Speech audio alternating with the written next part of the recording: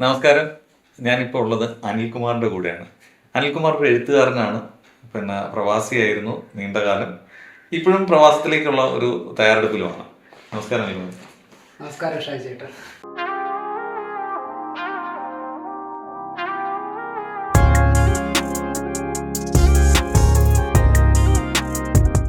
എഴുത്തിൻ്റെ കാര്യത്തിലാണ് ഞാൻ അങ്ങനെ നോക്കിയത്. ഇപ്പം അടുത്ത സമയത്തും അവാർഡ് കിട്ടിയിരിക്കുന്നു. എന്തിനായിരുന്നു ആ അവാർഡ്? ആദ്യമേ തന്നെ ഞാനൊരു കാര്യം പറയാം. അതായത് എൻ്റെ പേര് അനിൽകുമാറാണ് ഒഫീഷ്യൽ നെയിം. പക്ഷേ സാഹിത്യ രചനയുമായിട്ട് ബന്ധപ്പെട്ട് ഒരു 10 വർഷത്തോളമായിട്ട് അനിൽ ശിവശൈലം എന്ന പേരിലാണ് ഞാൻ അറിയപ്പെടുന്നത്. ശിവശൈലം എൻ്റെ വീട്ടുപേരാണ്. പിന്നെ നാളിതുവരെ നോക്കുകയാണെന്നുണ്ടെങ്കിൽ കലാപരമായിട്ട് എനിക്ക് രചന, അതുപോലെ കലാപരമായിട്ടുള്ള ആക്ടിവിറ്റീസ്, നാടകം, ഡാൻസ്, ഇതൊക്കെ ഇഷ്ടവുമാണ്. ഞാൻ ചെയ്യാൻ ശ്രമിച്ചിട്ടുമുണ്ട്. ചെറുതും വലുതുമായിട്ടുള്ള പുരസ്കാരങ്ങൾ കിട്ടിയിട്ടുമുണ്ട്. സ്കൂൾ തലം മുതൽ ഇതിനുവേണ്ടി ഞാൻ പരിശ്രമിക്കുമായിരുന്നു. പിന്നെ ഒരു അധ്യാപകനായിരുന്നു ഞാൻ. അപ്പം മലയാളം ഭാഷ കൈകാര്യം ചെയ്യാനായിട്ട്, അനായാസം കൈകാര്യം ചെയ്യാനായിട്ട് അതിലൂടെ എനിക്ക് പ്രാവീണ്യം കിട്ടിയിരുന്നു. പിന്നെ ഇതെനിക്ക് ഇഷ്ടപ്പെട്ട ഒരു മേഖല കൂടിയാണ്. എത്ര തിരക്കിനിടയിലും, ജോലി തിരക്കിനിടയിലും ഇതിന് ഞാൻ സമയം കണ്ടെത്താറുണ്ടായിരുന്നു. അങ്ങനെയാണ് ഇതിലോട്ട് എത്തിപ്പെട്ടത്. പിന്നെ അവാർഡ് ഇതുമായിട്ട് ബന്ധപ്പെട്ട് ഞാനൊരു അറിയപ്പെടുന്ന വളരെ പ്രഗത്ഭനായിട്ടുള്ള ഒരു എഴുത്തുകാരനോ അറിയപ്പെടുന്ന വ്യക്തിയോ അല്ല. ആദ്യമേ തന്നെ ഞാനത് ചേട്ടനോട് പറയുകയാണ്.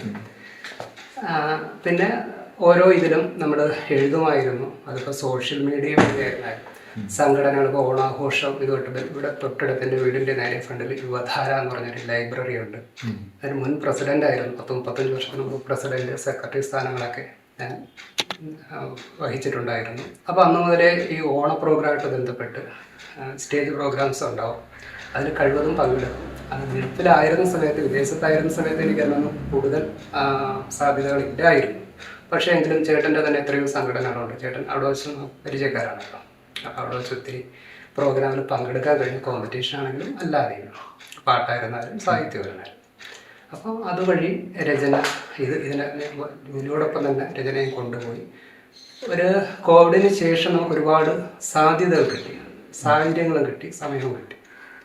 അങ്ങനെ ഞാൻ കൂടുതൽ ശക്തമാക്കി 2025 ജനപ്രിയ സോഷ്യൽ മീഡിയ ജനപ്രിയ എഴുത്തുകാരനുള്ള അവാർഡ്, സാക്ഷി എന്ന സംഘടന അവാർഡ് എനിക്ക് ആദരവോടെ ഏറ്റുവാങ്ങാൻ കഴിഞ്ഞു. അതിൻ്റെ ധന്യ നിമിഷമായിട്ട് കോഴിക്കോട് ടൗൺ ഹാളിൽ വെച്ചായിരുന്നു. അതിൻ്റെ ധന്യ നിമിഷമായി ഞാൻ കരുതുകയാണ്.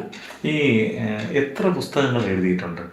പുസ്തകങ്ങൾ ചെറുതും വലുതുമായിട്ട്, രചനകൾ കൂടുതലും നമ്മൾ ഫേസ്ബുക്കിൽ പല സംഘടനകളുണ്ട് സാഹിത്യമായിട്ട് ബന്ധപ്പെട്ട്, രചനകളുമായിട്ട് ബന്ധപ്പെട്ട്. ഭാഷാ മലയാളം, സാക്ഷി, അങ്ങനെ അക്ഷര കേരളം, അങ്ങനെ ഒത്തിരി ചെറുതും വലുതുമായിട്ടുള്ള ഒത്തിരി സംഘടനകളുണ്ട്.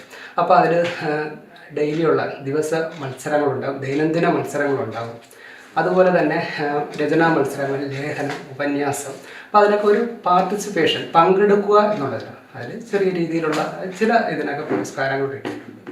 എഴുത്ത് ശക്തമാക്കുന്നത് ഒരു 5 വർഷത്തെ കാലയളവിനുള്ളിലാണ്. അപ്പോൾ അതിൽ നിന്ന് ഒത്തിരി ഇത് കിട്ടിയിട്ടുണ്ട്. ഇനി അടുത്ത എൻ്റെ എഴുത്ത് പറയുകയാണെന്നുണ്ടെങ്കിൽ, ഞാൻ എഴുതി തുടങ്ങുന്നത് ശരിക്കും പിന്നെ ഇതുപോലുള്ള ഓണ പ്രോഗ്രാമിനും മറ്റുമൊക്കെ കോമ്പറ്റീഷന് പങ്കെടുത്ത് ഫസ്റ്റ് സെക്കൻഡും ഒക്കെ പ്രൈസ്, ഈ ട്രോഫിയൊക്കെ അങ്ങനെ ഇതുമായിട്ട് ബന്ധപ്പെട്ട് കിട്ടിയതാണ്.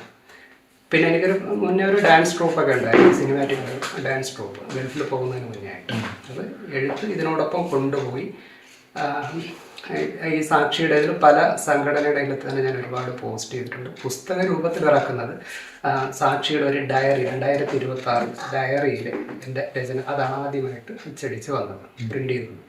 അതിനുശേഷം ഇപ്പം Kerala social media literacy fest എന്ന് പറഞ്ഞൊരു ഫെസ്റ്റ് റീസെൻ്റ്ലി നടന്നതാണ്. മെയ് 9, 10, 11 തീയതികളിൽ തൃശ്ശൂർ കേരള സാഹിത്യ അക്കാദമി തൃശ്ശൂർ വെച്ച് ഹാളിൽ വെച്ച് നടന്നിട്ടുണ്ടായിരുന്നു. അപ്പോൾ അതിൽ 2 പുസ്തകങ്ങൾ, കവിതാ സമാഹാരങ്ങൾ അടങ്ങുന്ന, എന്നെപ്പോലുള്ള എഴുത്തുകാർ എഴുതിയ 108 രചയിതാക്കൾ എഴുതിയ പുസ്തകത്തിൽ എൻ്റെ ഒരു രചനയും ഒരു കവിതയും ഉൾപ്പെടുത്തി എന്നത് എൻ്റെ ഭാഗ്യമായിട്ട് ഞാൻ കരുതുകയാണ്. അതിൽ 108 പേരുടെ രചന ഉണ്ടായിരുന്നു. ആ പുസ്തകത്തിൻ്റെ പേര്, ആ കവിതാ സമാഹാരത്തിൻ്റെ പേര് വെളിച്ചം തേടും അക്ഷരങ്ങൾ എന്നായിരുന്നു. ഞാൻ എഴുതിയ കവിതയും അതിനെ ആസ്പദമാക്കി തന്നെയായിരുന്നു വെളിച്ചം തേടും അക്ഷരങ്ങൾ. അതുപോലെ തന്നെ അന്നത്തെ ദിവസം വേറൊരു പുസ്തകം കൂടി ഉണ്ടായിരുന്നു. 2 ദിവസമായിട്ടായിരുന്നു പുസ്തക പ്രകാശനം. രാത്രി മുല്ലകൾ പൂക്കുമ്പോൾ കവിതാ സമാഹാരങ്ങൾ. അതിൽ സ്വർഗത്തിൽ നിന്നൊരു ആത്മഹത്യ എന്നൊരു അതിമനോഹരമായ കവിത ഞാൻ എഴുതി. പ്രശംസ കിട്ടി, പലരും വായിച്ചു, അതിന് ഫോൺ വിളിച്ചും നേരിട്ടും അഭിനന്ദനങ്ങൾ അറിയിച്ചു. അത് 2 പുസ്തക പ്രകാശനം കഴിഞ്ഞു. ഇനി അടുത്ത എൻ്റെ ഒരു ആഗ്രഹം എന്ന് പറയുന്നത് പുസ്തകം പ്രിന്റ് ചെയ്തു വന്ന കാര്യങ്ങൾ ഇതൊക്കെയാണ്. പിന്നെ നമ്മുടെ സോഷ്യൽ മീഡിയ വഴി പ്രിന്റിങ് വരുന്നില്ല, എല്ലാ രചന അത് ഡെയിലി ബേസിസ് നടക്കുന്നുണ്ട്. ശിവസേന എൻ്റെ ഫേസ്ബുക്ക് പേജായിരുന്നാലും ഈ സംഘടനകളുടെ പേജിലൂടെ ചെയ്യണം. ഒരു ദിവസം ഒരു രചനയെങ്കിലും അല്ലെങ്കിൽ ഒരാഴ്ച 2 രചനയെങ്കിലും ഞാൻ പരമാവധി എത്തിക്കാനായിട്ട് ശ്രമിച്ചിട്ടുണ്ട്. നിരന്തരമായി എഴുതിക്കൊണ്ടേയിരിക്കുന്നു. നിരന്തരമായി എഴുതിക്കൊണ്ടിരിക്കുന്നു എന്ന് പറഞ്ഞു കഴിഞ്ഞാൽ ശരിക്കും വിദേശത്തായിരുന്ന സമയത്ത് ഞാൻ ഏകദേശം ചേട്ടനറിയാമല്ലോ, ഞാൻ ഏകദേശം 22 വർഷം through out Dubai UAE all over UAE ഉണ്ടായിരുന്നു. അതിപ്പം ഷാർജയിലാണെങ്കിലും ദുബായിലാണെങ്കിലും അജ്മാനിലാണെങ്കിലും ഞാൻ അവിടെ ഉണ്ടായിരുന്നു. അപ്പോൾ ഇതിനിടയിൽ നമുക്കവിടെ ഗൾഫിലെ സാഹചര്യം അറിയാമല്ലോ, നമുക്കവിടെ കൂടുതൽ എഴുത്തിനോട് അത്ര നമുക്കൊരു എഴുതാനായിട്ടുള്ളൊരു സമയം കിട്ടാറില്ല. സമയം ഉണ്ടെങ്കിൽ തന്നെ നമുക്ക് അതെ വീക്കെൻഡ് ഓഫ് ഡേയ്സ് വരുമ്പോൾ നമ്മൾ ഉറങ്ങാനും ബാക്കിയുള്ള ആക്ടിവിറ്റീസ് ഔട്ടിംഗ് ഒക്കെയുള്ള അങ്ങനെയാണ് പ്രിഫർ ചെയ്യുന്നത്. എങ്കിലും അതിനിടയിൽ എഴുത്ത് ഞാൻ കൂടെ കൊണ്ടുപോയി. പ്രവാസ ജീവിതത്തിൽ ഒരുപാട് സ്റ്റേജ് ഷോയിലൊക്കെ പങ്കെടുത്തു. അതെ, ഒരുപാട് എന്ന് പറയാൻ പറ്റില്ല, ഒത്തിരി. ചിലപ്പോൾ ഗ്രൂപ്പ് ആക്ടിവിറ്റീസ് ആയിരിക്കും, അല്ലാതെ പാട്ട് പാടുമല്ലേ? പാട്ട് ഞാനൊരു ഗായകനല്ല, സംഗീതം പഠിച്ചിട്ടില്ല. പക്ഷെ എനിക്ക് ഏറ്റവും കൂടുതൽ ഇഷ്ടം എന്ന് പറയുന്നത് പഴയകാല ഗാനങ്ങളാണ്. അത് ഇഷ്ടപ്പെടാനായിട്ടും 2-3 കാര്യങ്ങളുണ്ട്. ഒന്ന് എന്ന് പറയുന്നത് പഴയ വളരെ മീനിങ് ഫുൾ ആയിട്ടുള്ള ലിറിക്സ് ആണ്. അത് ആർക്കും പ്രായഭേദമന്യേ പാടി ഫലിപ്പിക്കുവാനായിട്ട് കഴിയുന്ന രീതിയിലാണ് അതിൻ്റെ കമ്പോസിങ് എന്ന് പറയുന്നത്. ചെപ്പ് കയ്യിൽ കണ ചങ്ങാതി നിന്റെ ചെപ്പ് തുറന്നൊന്ന് കാട്ടൂല, ഇത് ആർക്കും പാടാം. അപ്പൊ അത്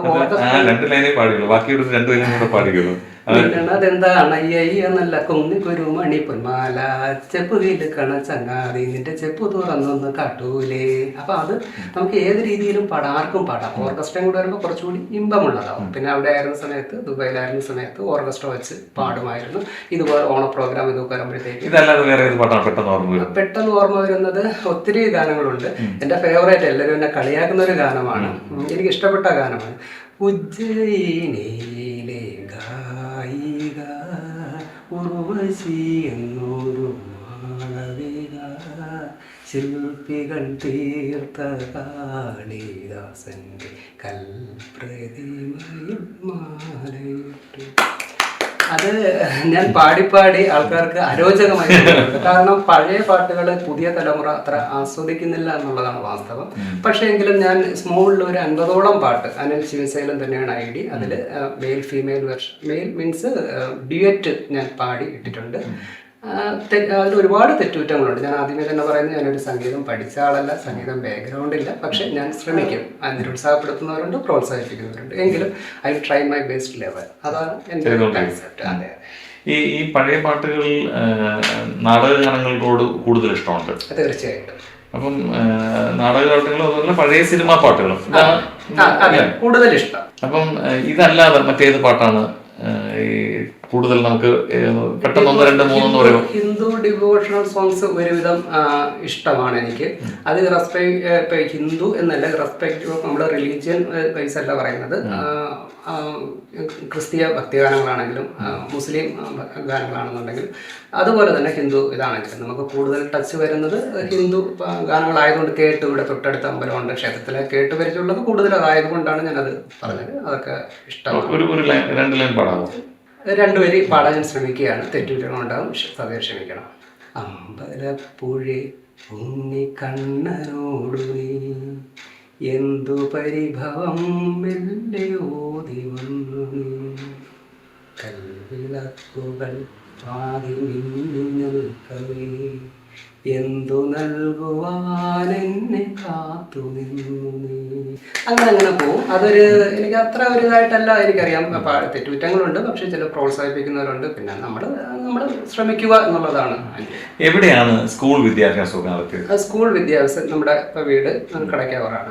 തൊട്ടടുത്ത് തന്നെ ഒരു government LPS, Kadakkavoor government LPS, അവിടെയാണ് ഞാൻ എൻ്റെ LP സ്കൂൾ പഠനം പൂർത്തിയാക്കിയത്. അത് കഴിഞ്ഞിട്ട് UP ഇത് കടയ്ക്കാവൂർ SSPBHS കടയ്ക്കാവൂർ എന്ന് പറഞ്ഞ സ്കൂളാണ്, മാനേജ്മെന്റ് സ്കൂളാണ്. അവിടെ 6-ാം ക്ലാസ് മുതൽ 10 വരെ 10th വരെയും അവിടെ തന്നെയാണ് പഠിച്ചത്, SSPBHS. അത് കഴിഞ്ഞിട്ട് ഡിഗ്രിക്കും ആറ്റിങ്ങൽ ഗവൺമെന്റ് കോളേജിലാണ് പഠിച്ചത്. അതെ, അന്ന് പ്രീ ഡിഗ്രി ആയിരുന്നു. ഞാൻ 91-92 പ്രീ ഡിഗ്രി ആയിരുന്നു. അത് 92-93 ആറ്റിങ്ങൽ ITI ഉണ്ടായിരുന്നു.